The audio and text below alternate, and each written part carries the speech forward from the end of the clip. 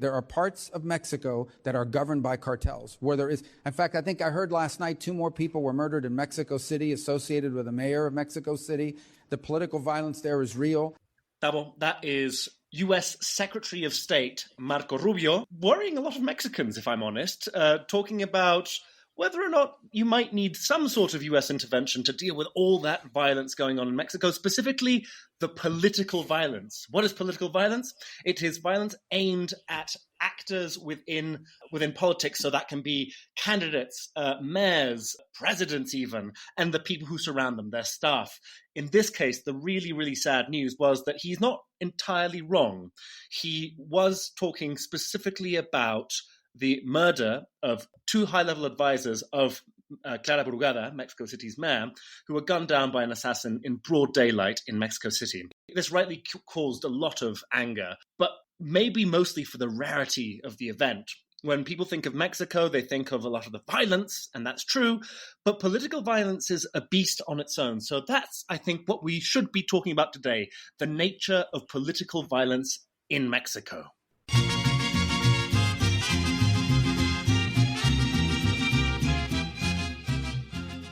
I was particularly shocked when I read this news about the 2 assassinations last week, because growing up in Mexico City, of course, there was the danger of kidnapping and of armed robbery even, but assassination, particularly of high-ranking officials, was not something that happened in Mexico City in the 90s, in the early 2000s, or at all, really. It really hasn't happened all that much. One of the things that I think is important to discuss when we talk about political violence in Mexico specifically is that, as opposed to the impression that Marco Rubio gives us, that everyone is just being gunned down in the streets, it's actually a very strange and complex phenomenon, because there is a lot of political violence in Mexico.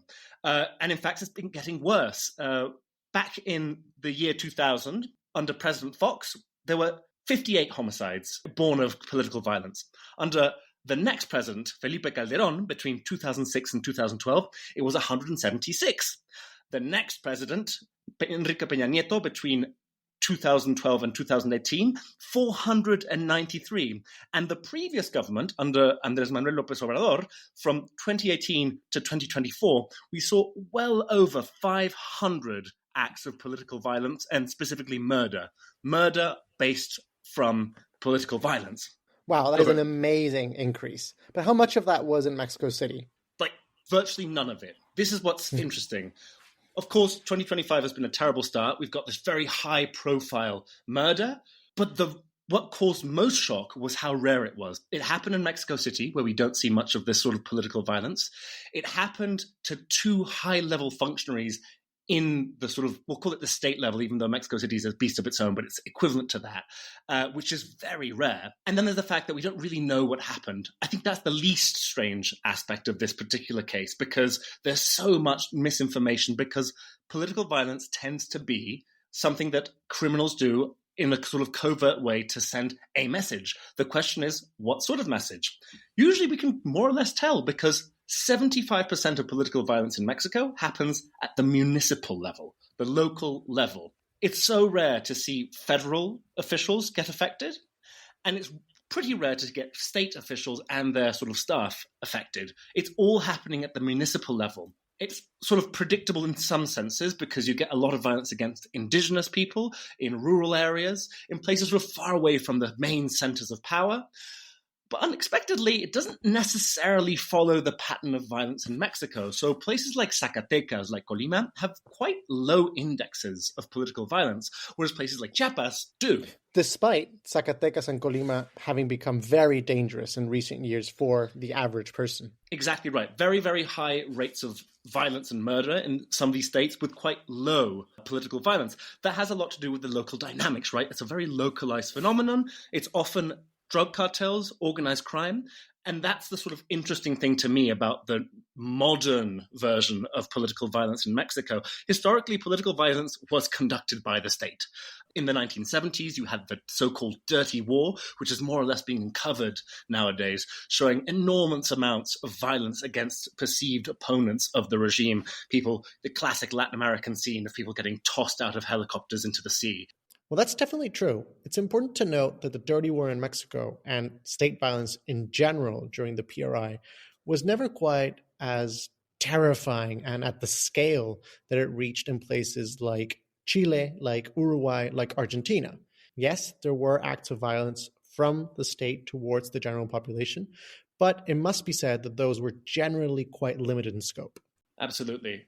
But violence has changed in Mexico since. The reason I start with the year 2000 onwards is because we have the rise of democracy in Mexico hand in hand with the rise of violence. Now, we'll probably get into whether or not those two are linked, but what's interesting to me in this particular case is that it's criminal agents and specifically drug cartels who are conducting this violence, often to send a message and often to get their own people in government. It's relatively difficult to get your people at the top levels of government. It's actually quite easy to get a mayor or a local politician into power through the use of violence. What's crucial about this new wave of political violence since the year 2000 is that it's mostly focused around elections.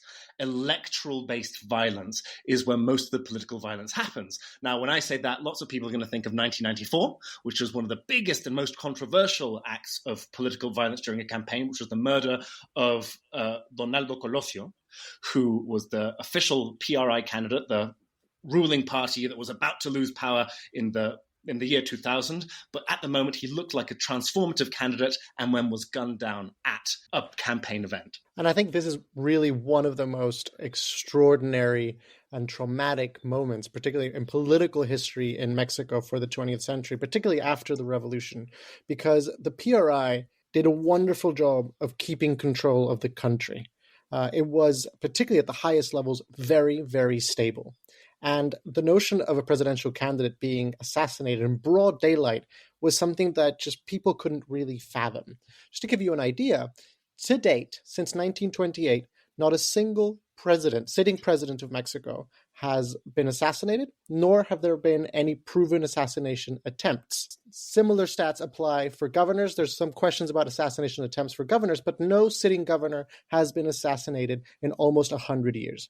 That's incredible, isn't it? Because that's not something you'd expect of Mexico. In fact, especially compared to the United States, where every other president is basically being shot at. Donald Trump being the most recent at his campaign event. And then you can go through the Kennedys. It's just incredible how much presidential blood is shed in the United States versus Mexico. So, right, if we were trying to politicize this, which a lot of this is political theater from cartels, from the people trying to conduct the violence, what's interesting to me is you could say that the crisis of political violence at a large scale, something called magnicidio here in Mexico, is far, far greater in the United States than in Mexico. But that is not to take away from the fact that violence is rampant at the municipal level, and especially during elections. So just to go back to this point, the vast majority of violence happens the month before any given election. So there's a sort of simmering level of political violence in Mexico. This goes from threats to murder to kidnappings. All of these are counted. And the sort of simmering rate is between 3 to 6 acts of violence. But in the 6 months before this particular election, 2024, but the trend is pretty standard. 6 months before the election, it creeps up, culminating in the month before the election with 10 times as many acts of violence. So that's 36 acts of violence, including murder, including kidnapping. They're all political tools, and you can really see it from the fact that it really, really shoots up when you want to put the biggest amount of pressure on the candidate, on the political parties, or on the electorate itself. I mean, that is really extraordinary, and one can understand why Marco Rubio is making such a fuss and why he can make such a fuss, because while, for example, Donald Trump was shot at not too long ago, Ronald Reagan, John F. Kennedy, and so on, the U.S., while does have this issue, you don't really see the assassination or attempted assassination of governors, of municipal level employees. This does show that there is an extensive instability within the country. That's absolutely true. And how far up it goes is one of the main questions right now. This is literally the main debate between the United States and Mexico, because if the United States cannot trust its top partners in Mexico, then it takes things into its own hands and starts talking about intervention, about military strikes, etc.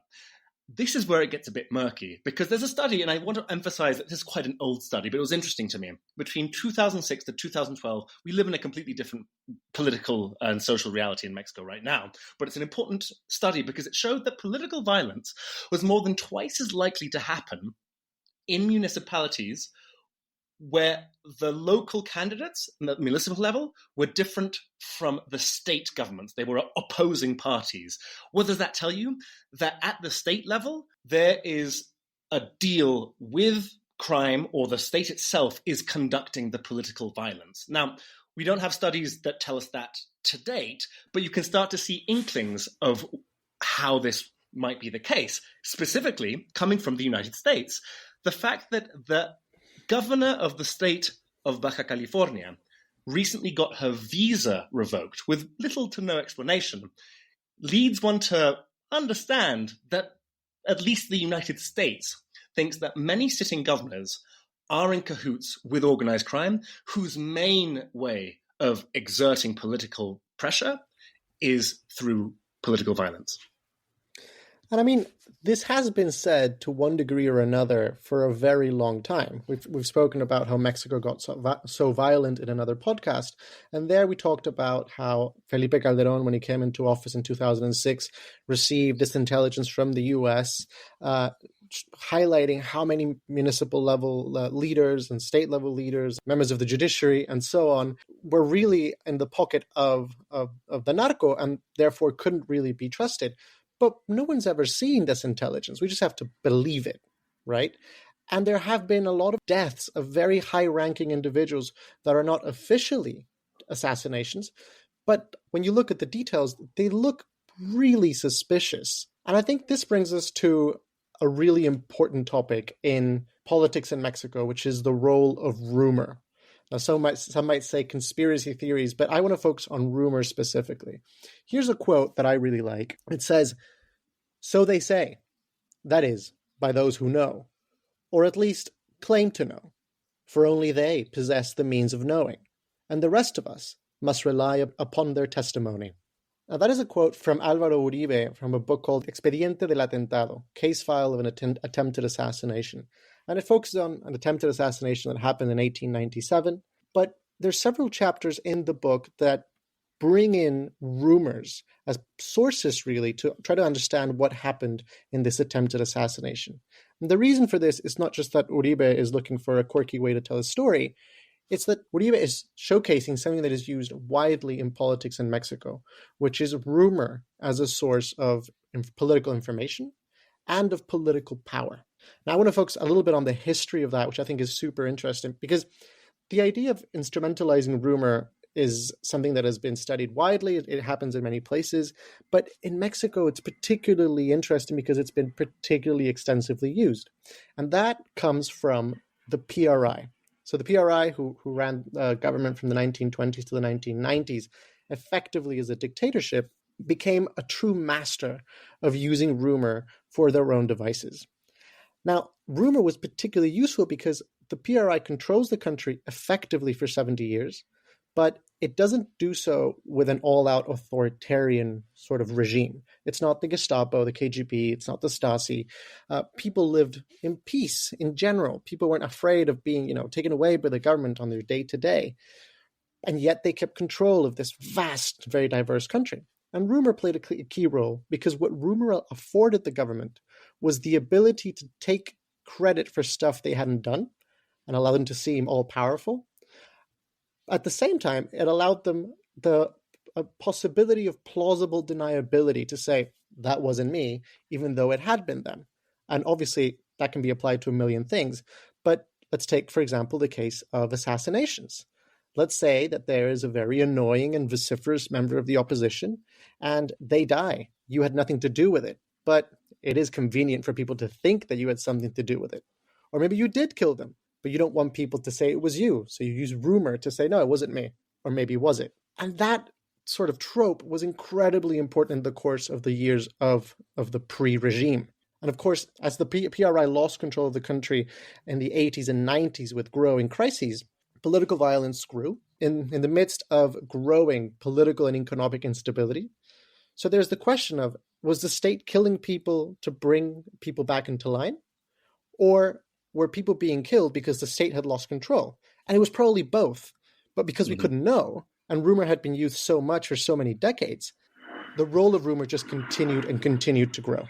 This is where the relationship between democracy and like real and credible information are so important. The age of fake news has become a bit of a trope, but it's just so evident when you come to these conspiracy theories and rumors as a source of power that you come to realize how important it is.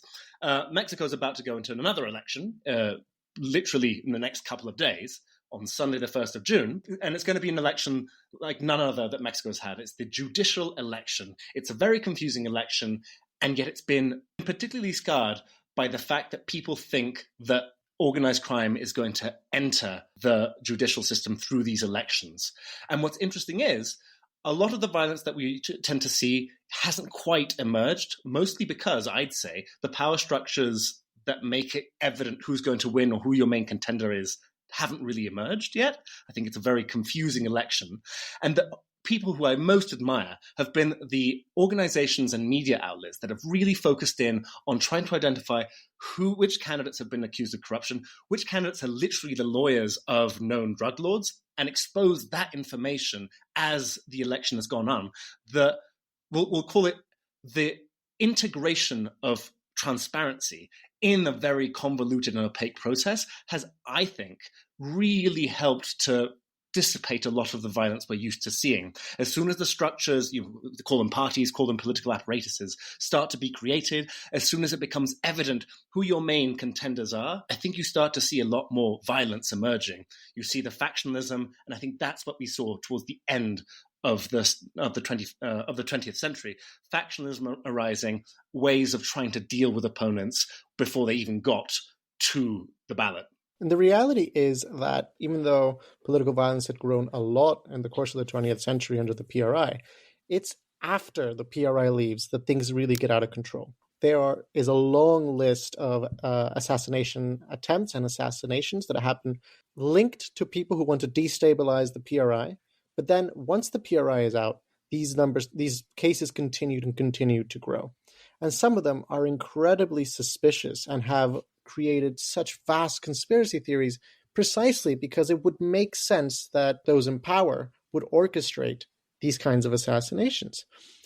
The most recent and most noticeable of these is probably the death of former governor of Puebla, Rafael Moreno Valle.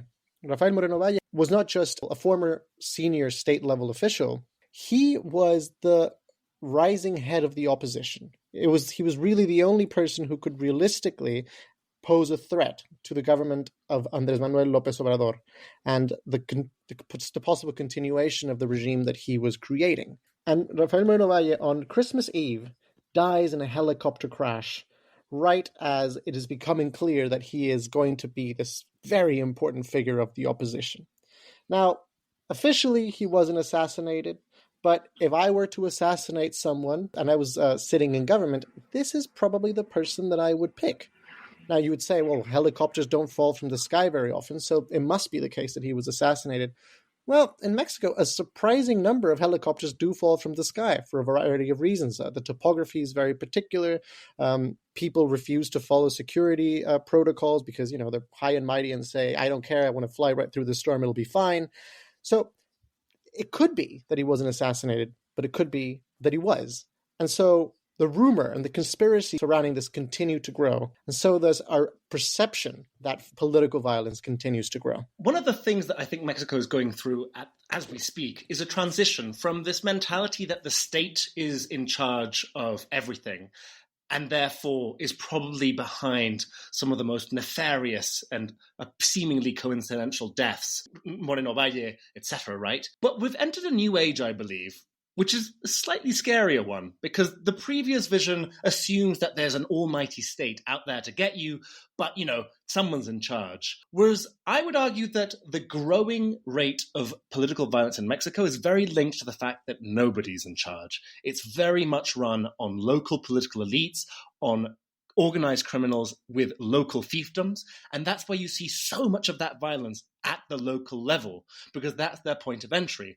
What's fascinating to me is that as a society, we continue to afford the government with a lot more power than it probably has. And I think that was the most tragic thing to see with the murder of these two government officials in Mexico City, was the clear sense of impotence that you could see in the eyes of the government, both federal and local.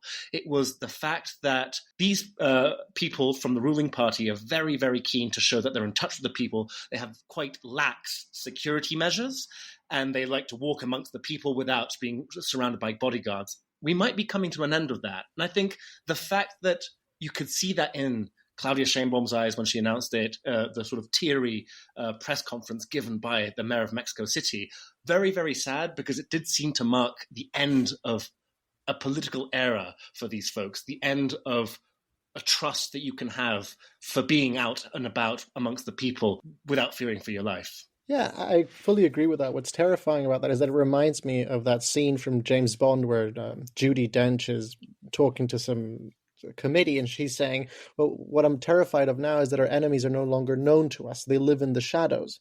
But if we really believe that our enemies are everywhere and we don't know who they are, then we need to give the government unlimited power to fight these invisible enemies. And that is the easiest way to create an authoritarian regime, which is particularly alarming in the context of this massive judicial reform, which, hey, it might work, but many pundits have said this is the key to authoritarianism. So we see this danger coming from many angles. Absolutely. That's why over the next couple of weeks, the Mexico Political Economist will be following the lead up to the election, which was published yesterday. And next week, we're seeing the aftermath of election day. So do subscribe, do keep up with the events on the ground, because what we're going to see in this election is the changing of the government in many ways. One of them being how infiltrated by organized crime will it be, and how will that change the nature of political violence in Mexico? Will it be a far more democratic system where the judges are no longer in hock